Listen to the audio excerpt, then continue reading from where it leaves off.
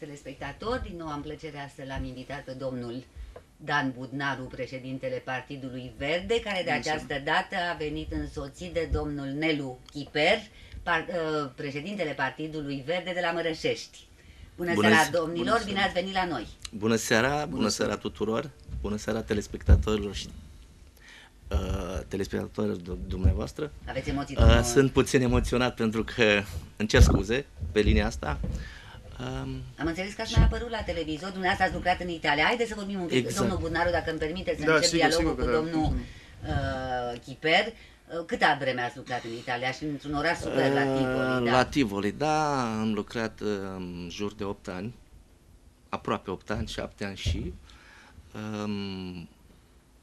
acolo trebuie să... Destinul m-a trimis acolo pentru că era nevoie, am sacrificat familia pentru a face ceva pentru viață, pentru a construi ceva în viață, pentru a duce copiii la școli, să termine facultățile și așa mai departe. Aveți câți copii aveți? 2 fete, una a terminat finanțe bănci, cealaltă administrație publică. Acum una e în Anglia, soția deja e în Italia pentru că ne trebuie fonduri, că Partidul Verde trebuie sponsorizat. Dar nu să spuneți acum că trebuiește, e adevărat, aici am făcut o abstracție, fac o glumă pentru că e normal să fie așa, trebuie cineva să și sponsorizeze și plus acasă trebuie... Ce vreau să spunez aici, deci noi cu Partidul Verde ne bazăm pe banii noștri, deci bani munciți în străinătate, aici cu forța noastră, nu sunt bani de la buget, nu avem afaceri cu bugetul, cu statul, sunt banii noștri munciți în străinătate, acolo am căpătat o experiență pe care vrem să o aducem și aici în Francia și în general ne bazăm pe oameni care au făcut ceva în afară. Și dacă noi vrem să ajungem la nivelul din Occident, cred că avem nevoie de experiența unor astfel de oameni.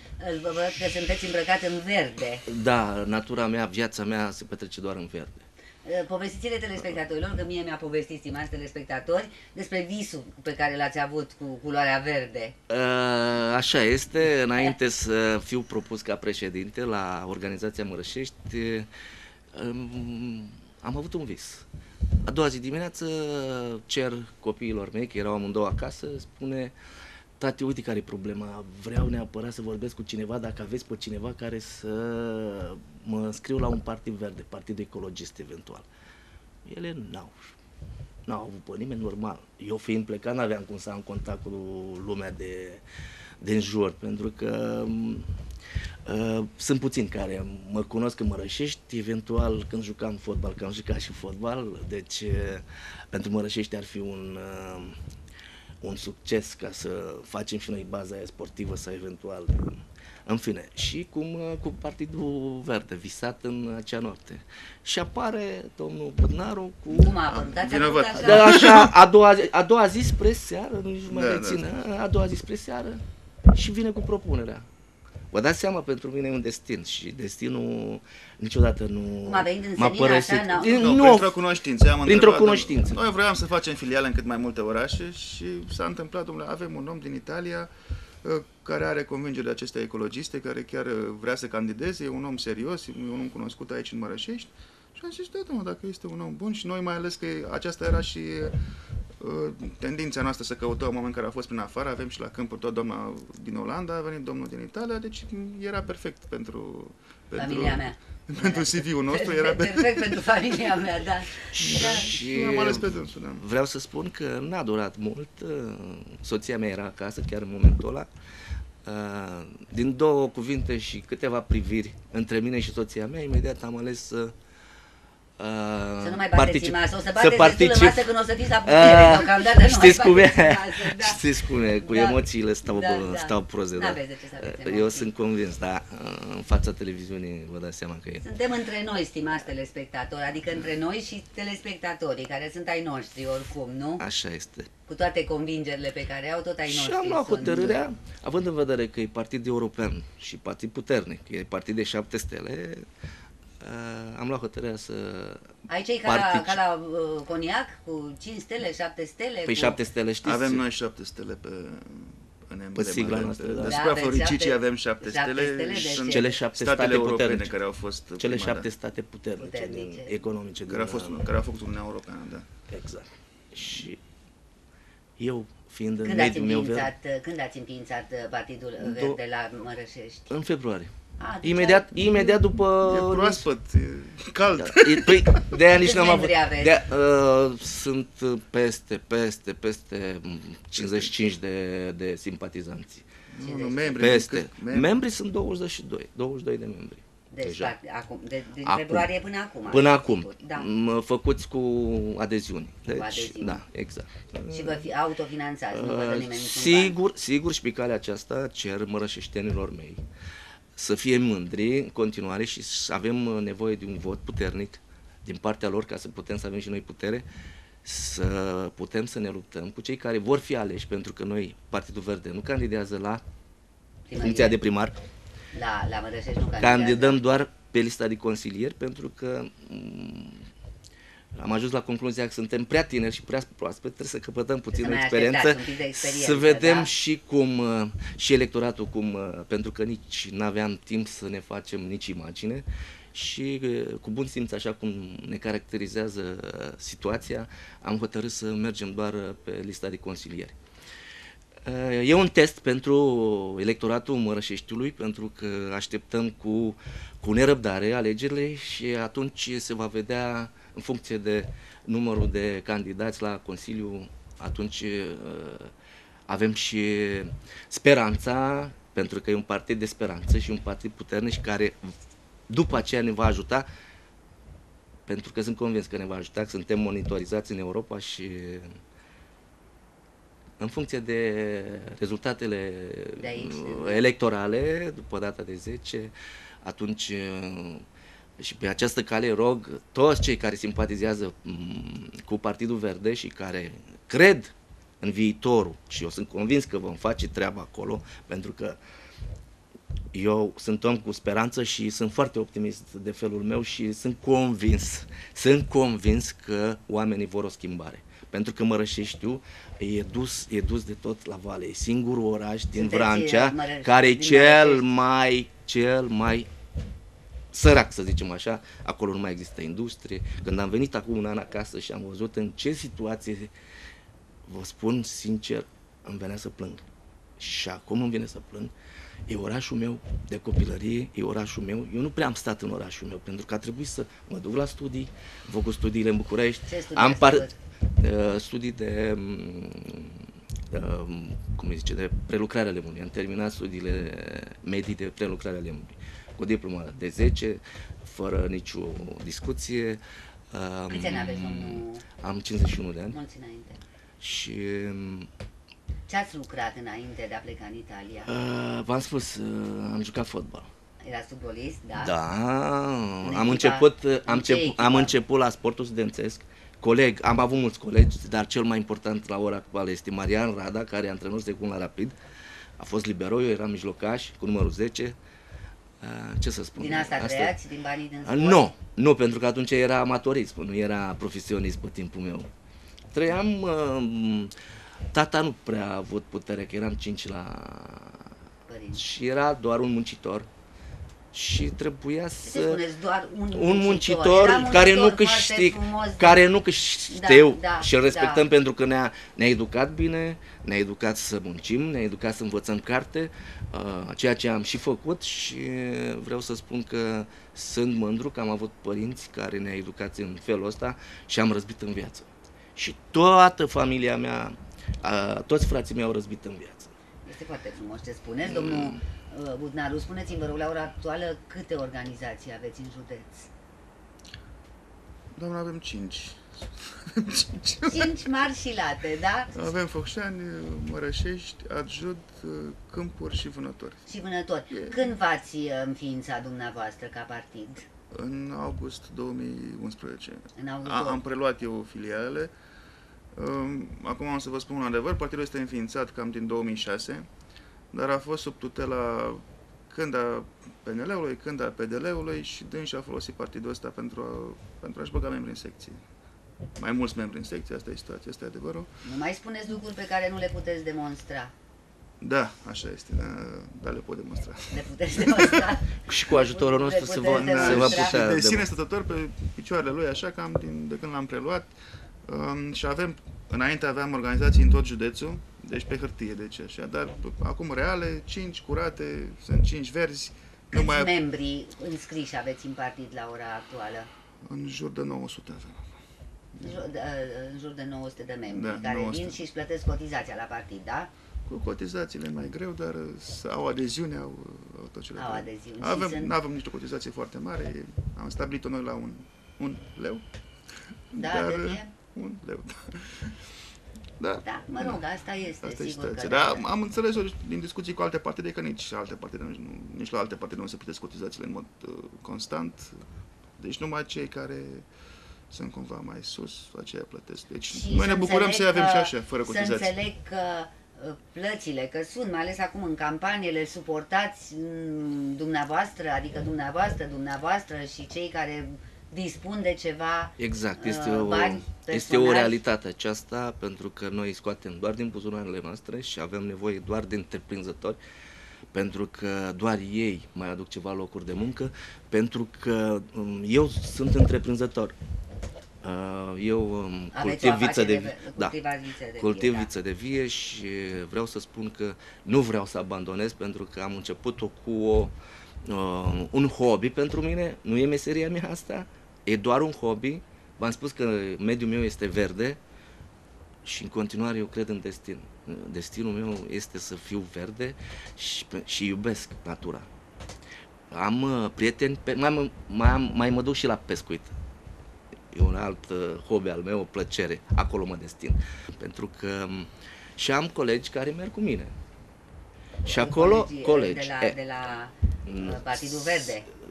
Nu neapărat. Dar pentru... dacă îmi vreau să-l întreb pe domnul Budnaru, spuneți-mi, vă rog, la ora actuală mai aveți în plan să vă mai faceți niște organizații, domnul? Sigur, deci noi suntem deschiși pentru toate localitățile din județul Vrancea, dar e o problemă pentru mine, e o problemă financiară în ultimul rând, pentru că noi nu primim ajutor de nicăieri, de niciun fel de ajutor, nicăieri de la buget. Și toate aceste deplasări trebuie să le suport eu. Și e greu, sigur, e destul de complicat. Relativ la ajutor, acum de unde mai primim ajutor, am primit relativ la Mărășești, acum am primit ajutor moral. Doar moral. Din partea vezilor germani. Și am primit și puțin ajutor material, deci ne-au trimis niște baloane, chiar dacă să nu se mire lumea prin oraș, pentru că în următoarele zile, când va fi mai mult soare, vom împărți niște baloane cu sigla verzilor germani, care e tot floarea soarelui, dar mă rog, e puțin altfel. Și mai avem niște moriși de la dânsi, și tot scris în germană, deci să nu se mire cetățenii, provin de la verzii noștri din Germania, care au înțeles să ne trimită câteva simboluri. Sunteți în colaborare apropiată cu ei, cu cei din Germania? Da, suntem în colaborare strânsă cu ei, și sunt foarte puternici acolo. Ei sunt împărțiți pe mai multe landuri în Germania și în landul în Hessen, cu cel mai important oraș acolo, Frankfurt, ei sunt în guvernul local, cum ar veni, deci ei au în fiecare land câte un guvern. Și sunt al doilea partid pe land, dar și diferă de la land la land, dar în principiu sunt pe locurile 2-3 și chiar într-un land sunt pe primul loc și au dat chiar,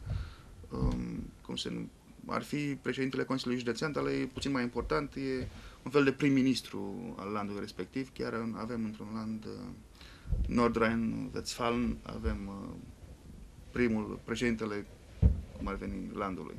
Eu am uitat să vă întreb, sau poate v-am întrebat, sunteți focșenean, născut aici? Nu sunt născut aici, dar am făcut grădinița aici, am venit de la 4 ani aici. Din ce zonă ați venit? Sunteți drâncean sau... Din Galați am venit, mama e din Botoșani, tata din Bacău și a primit repartiții, știți, medic a fost tata. Și am mers și noi după dânsul cu repartiția. A primit repartiția aici la Focșani? Da, a primit repartiție în Vrancea, da. Și acum părinții sunt în Vrancea?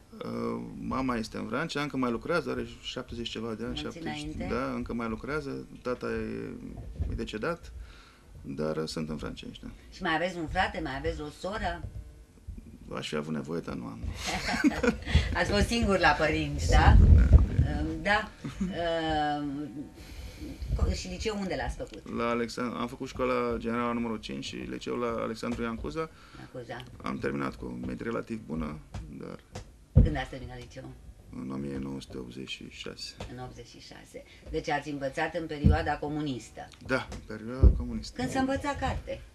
Extra. Trebuie să recunoaștem că se Așa învăța carte și exigența era exigență și copiii aveau respect față de profesori și de școală în general și așa mai departe. Dar existau și presiuni din partea politicului și atunci, deci chiar în cazul meu... Existau, asta era, dar eu mă refer la școală direct, nu mă refer la alte presiuni și de învățat trebuia să învățați, că nu te trecea nimeni dacă nu... Da, au fost anumite aranjamente, de exemplu, chiar m-a lovit în mod direct o astfel de... Pe dumneavoastră? Cu ce? Da, de exemplu, am luat treapta, știți că se dădea treapta întâi se dădea, a fost locul 11, cam așa.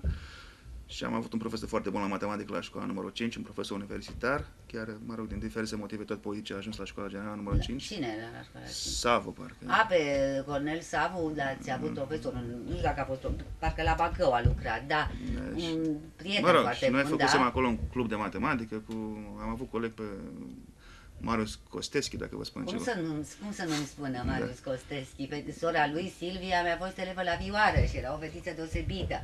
Și maică sa o profesoară deosebită. Și când am ajuns la liceu, la Cuza, am luat cam al 11-lea, din câte țin minte, și, mă rog, vreau și eu la domnul Gheorghiță, că așa era, nu? Da. Și neavând suficient suport politic, m-au dat în altă, poate la altă clasă și primii au venit chiar care luaseră cu 5, cu 6 treapta. Crezi că a fost suport politic? Poate nu. Da, a fost că i s-a spus mamei direct în față, domnule... Dar de ce mama a avut probleme? Nu, am trimis-o pe maica, doamne, du-te și dumneavoastră acolo, du-te acolo și susținem cauza, nu? Cum fac și eu aici cu Partidul Verde. Da. Și s-a spus mamei, domnule, toate clasele trebuie să aibă elevi buni. Acesta a fost de, cum se cheamă, supraveghetorul de partid care era pe școală acolo, care era un fel de inspector de ăsta politic. Și a spus direct, doamnă Budnaru, toate clasele trebuie să aibă elevi buni. Deci asta este elitiste, chestii elitiste, gândirea asta, cum adică toți cei buni într-o singură clasă. Și trebuie să mai împărțim, așa că clasa domnului Gheorghiță a fost făcută numai cu ea, cu suport și ceilalți s-au mai dus și până în alte părți. Și pentru care am fost și eu, asta e. Da, și ce, n-ați fost mulțumit, nu dăm nume, n-ați fost mulțumit de cum vi s-a predat matematica în perioada aia? Da, nu. N-ați Da, am pierdut anul. Da, asta e ce să fac. Asta este situația, dar asta nu v-a împiedicat să mergeți mai departe la facultate, să vă urmați studiile, nu? Da, a rămas așa un gust amar relativ la perioada. Deci au fost și multe lucruri bune pe acolo. În perioada comunistă, de ce să nu recunoaștem, au fost și lucruri bune, au fost și lucruri rele, dar... Ca în toate timpurile, nu vedeți că eu nu cred că există o societate perfectă în niciun timp și nu o să fie nici de aici încolo. Asta este viața. Să-l întreb pe domnul Chiper, pe domnul Nelu Chiper, ce are de gând să facă cu organizația mai departe, că, mă rog, până la campanie până la sfârșitul campaniei, cu ajutorul lui Dumnezeu să o trecem cu bine, mai sunt câteva zile, după aia ce aveți de gând să faceți, indiferent de situația în care o să fiți. Am spus chiar la început, pentru că suntem foarte tineri în organizație, o să facem o ședință, o să chemăm cei mai puternici oameni din Mărășești, dacă sunt de acord. Noi avem nevoie de oameni puternici, oameni întreprinzători, să putem să facem ceva acolo, pentru că e nevoie de oameni puternici. Bun. Și ce anume ați dori să faceți? Spuneți concret ce anume ați vrea să faceți sau dacă vrea domnul să spună. Numai o secundă, da. Vreau să discuta, poate dânsul nu-și mă aduce aminte, dar eu inițial am venit la Mărășești cu un gând să dezvolt și Mărășești, tot pe relația cu Germania. Deci sunt mult mai interesați de Mărășești decât de Focșani, pentru că la Mărășești au fost niște lupte și au foarte multe morți. Foarte mulți morți. Da, sigur, e mausoleul sunt de eroi acolo. mulți. Și eu de câte am vorbit cu partenerii noștri din Germania, nu au găsit parteneri de discuție la Mărășești. Deci vor și dânsi să aibă un loc unde să-și exprime omagiu față de morții lor, unde să călătorească, unde să vadă și ce s-a întâmplat acolo. Și pe această relație, să zicem, cultural-istorică, noi credem că am putea să aducem și întreprinzători. Deci, în momentul în care există un nucleu german acolo, noi credem că am putea să tragem în jurul acestui nucleu și întreprinzători și am putea să stabilim o relație pe acestea. Da. Exact asta era ideea, să vă povestesc. De aia am spus la început că avem nevoie de oameni puternici, oameni cu imagine în Mărășești și să putem să tragem fondurile care noi deja suntem monitorizați de Europa. Și am ajuns și la timpurile ca să vină Europa la noi, că noi ne-am săturat să batem la porțile Europei. Eu gândesc că sunt șanse ca Mărășeștiul să reînflorească și să-l reclădim, pentru că e dezastru ce e în Mărășești. Eu am văzut fabrica aia care s-a... E terminat, acolo aproape nu mai e nimic, care s-a deteriorat. Eu vreau așa să spun mărășeștenilor mei că sunt mândru de orașul meu și vreau să fiu mândru și în continuare, pentru că nu noi am dărâmat acel oraș, l-au dărâmat exact cei care l-au condus 22 de ani. Ideea este că trebuie să facem ceva. Și rog pe această cale tot electoratul să țină la votul lor ca la o icoană și să gândească cu sufletul, nu cu tot felul de buzunar, milogel, cu tot felul de cadouri și așa mai departe. Cadouri? Ce cadouri vă referiți? Nu știu, se mai fac pe cadouri sub... electorale? Păi nu cred că o să că mai ține figura, pentru că se pare că este foarte serios monitorizată această activitate de campanie și de către poliție și îi bagă la pușcărie, să știți, foarte atent și dumneavoastră. Noi nu facem cadouri, nici măcar balone. Nu facem cadouri. Balone aveți voie să Ideea este cadouri. că noi deja am pornit o activitate acolo, vrem să curățăm Parcul Mare, deja am făcut curățenie în Parcul Civic, am tuns iarba cu utilajele mele private, nu cu a primăriei, deci totul e privat în partidul ăsta și sperăm să căpătăm cât mai multe voturi, să putem să înflorim acel oraș, pentru că Câți candidați sunt din partea Partidului Verde la dumneavoastră? La Consiliu sunt 22, da. 22 de candidați? E listă completă. E o listă completă. completă. Da. Unde mai aveți liste complete, domnul Budnaru? La Vânători mai avem. La Adjud avem și acolo vreo 5 sau 4 am găsit la Adjud. Și la Câmpuri avem unul, un cetățean olandez care n-a mai găsit, din păcate, pe nimeni pe lângă ele. Toți zis, domnule, dar n-au curaj să Credeți că de asta? Că n-au? Poate oamenii da, chiar am înțeles cred că în altceva. Nu poți să... Deci ce mi s-a spus mie, acum nu am verificat, dar mi s-a spus că au primit amenințări și chiar n-au curaj să se ducă pe... Am înțeles că la sate, în comune, situația cu totul altfel. E presiunea mult mai mare decât în... Presiune, da, din partea autorităților. Este adevărat, domnul Dan, ce spune, că și la noi mulți din consilierii noștri au fost puțin amenințați prin... Nu știu, eu... Pe undeva pe ascuns, așa. Presiune, eu personal, de exemplu, în televiziunea unde lucrez, n-am simțit nicio presiune, nimeni nu mi-a dat telefon să-mi spună de ce l-ai dat pe Budnaru sau de ce l-ai dat pe... cum îl cheamă, pe domnul de la PPDD sau... Nimeni nu a făcut niciun fel de presiune. Toată lumea are loc aici să spună ceea ce gândește și așa mi se pare corect. Deci nu vreau să fac acuzații acum, dar fiecare lucrează undeva, mai ales acum statul e cel mai puternic, cel mai mare consumator din România, statul. Deci consumă hârtie, consumă pixuri, consumă lumină, consumă orice. Da? Când vrei să faci o afacere, cel mai bun partener e statul. Și fiecare ori are pe cineva angajat la stat, la primărie. Ori face o afacere cu primăria, pune un asfalt sau pune un gard să face ceva. Deci există multiple mijloace de presiune, că în momentul când ai ofertă, ai 3 ofertanți și unul dintre ei știi că te-a ajutat în campanie, el e pe ăla, nu cam așa. Dacă ai posibilitatea asta, și de obicei o ai. Și de obicei Statul fiind noi, vă dați seama că toate cheltuielile astea trebuie suportat tot de localnicii care... Am înțeles că ați mai fost în Italia la o televiziune... Da, la Rai 5. De ce ați căutat acolo? Tot destinul. Tot destinul, exact. Da. Exact destinul. A fost o stare de viol, niște români au violat... Tot niște români, domnule, dar ce fac România acolo? Că mă uit și eu la televizor și vă bacă, violează, bacă, fură, bacă, ce să face și aici, în România? Nu prea, aici parcă spui... Vreți să-i ascundem acum. Dar știți ce se întâmplă, domnul Chiper și domnule Budnaru, și știți și dumneavoastră foarte bine lucrul ăsta, eu personal am ajuns să-mi fie jenă în anumite țări când aud că sunt româncă. Am fost la Veneția, dar m-am cazat la, nu știu cum se cheamă orașul de lângă, un oraș la 2 km, am uitat. Și am găsit un hotel acolo, foarte drăguță, mi-a dat cameră, i-am dat buletinul și îi spune recepționera, că bă, dar n-am crezut că asta e româncă. Așa este. M-am simțit groaznic. Și în Croația stăteam de vorbă cu o doamnă foarte frumos la piscină, era foarte drăguță, aveam o carte românească pe care o întorsesem cu fundul în sus cât vorbeam cu doamna și când vine soțul ei din apă, s-a uitat pe carte și atât i-a spus rumena. În momentul ăla, doamna și-a strâns ostentativ bagajele și mi-a întors spatele. Da. Vedeți pentru unde s-a ajuns? Exact. Adevărul că aveți noastră un fel de stil mai așa, mai nordic, așa și la... Trebuia să fiți. Și pe moment fac impresie bună și după aia când mi-a dat buletinul... Fac o completare aici. Nu toți sunt. Suntem apreciați. Eu, spre exemplu, am fost manager la o fabrică de confecție mobilă de lux. Manager. Nu e de aici, de acolo. Și vreau să spun că eram respectat. În schimb, mulți italieni...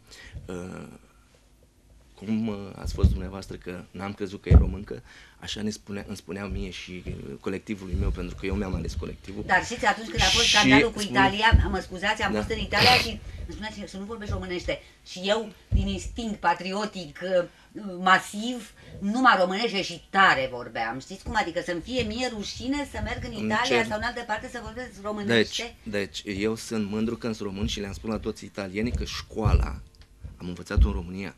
Și am practicat-o acolo. Am făcut cu primarul de la Tivoli emisiune pentru știre. Avem acolo și consilier.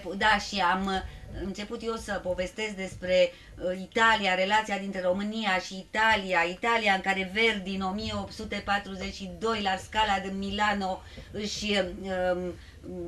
cum se cheamă, își lansează opera Nabucco și Liru Trandafiru că la face.